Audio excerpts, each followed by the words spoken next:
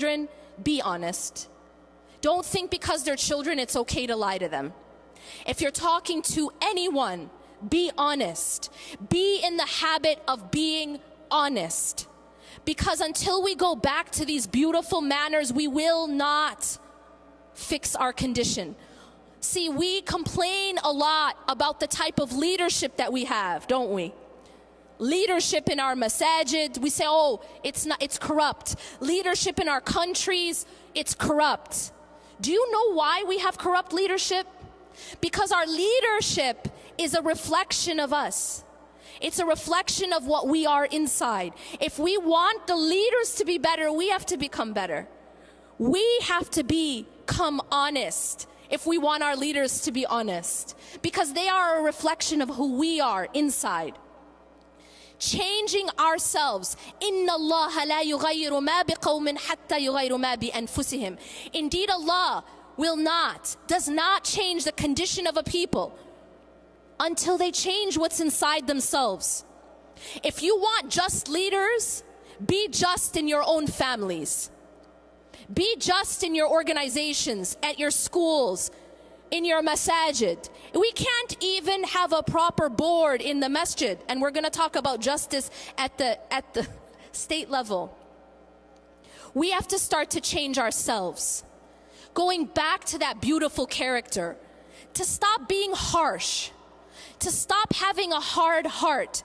You know, one of the problems we have is we think that when you become religious, it means you have to be really mean, right? You have to be harsh. Sometimes people, as they become more and more religious, they become more and more harsh with their families. All of a sudden, everything is haram, and now they've actually become more hardened. That's not what it means to be religious. The Prophet ﷺ was the softest of people. He had the softest of hearts, and he said, خَيْرُكُمْ خَيْرُكُمْ لِأَهْلِهِ. The best of you are the best to their families. It's not that the best of you are the best to those in the masjid or the most polite to the people at the cash register, but the best to your families. That's actually the litmus test of your righteousness. How do you treat your family when you get home? That is the litmus test put down by the Prophet ﷺ. We have to go back to good character. إِنَّمَا بُعِثْتُ لِأُتَمَّمَ مَكَارِمَ الْأَخْلَاقِ. I have been sent to beautify, to perfect beautiful manners and character. We have to go back to mercy between one another, compassion, empathy. لا يؤمن أحدكم حتى يحب لأخيه ما يحب لنفسه. That none of you truly believe until they love for others what they love for themselves. We have to be a people who care about one another. We cannot have this nafsi attitude. And if we do, it's a sign that there's a disease internally. Finally, one of the diseases that is plaguing us as a community, both individually as well as collectively, is the disease of despair. I believe that we have fallen into despair. Many of us feel as those who came before us felt. اعلموا that Allah subhanahu wa ta'ala actually asks us rather, أم حسبتم أن تدخلوا الجنة ولما يأتكم مثل الذين خلوا من قبلكم.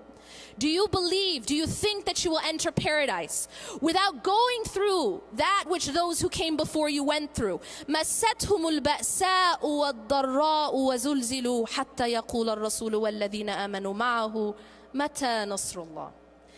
Those people who came before us, they were tested, they were given adversity, they were tried, they were so shaken that even the messengers and those with the messengers asked, Mata Nasrullah, when will the help of Allah come? I think that we feel like that right now. And many of us have fallen into despair. But Allah subhanahu wa ta'ala does not want us to fall into despair. Allah subhanahu wa ta'ala reminds us at the end of this ayah, Ala inna nasrullahi qareeb. Indeed, the help of Allah is near. أقول قولي هذا واستغفر الله لي ولكم إنه غفور رحيم. سبحانك الله وبحمدك أشهد أن لا إله إلا أنت أستغفرك وأتوب إليك.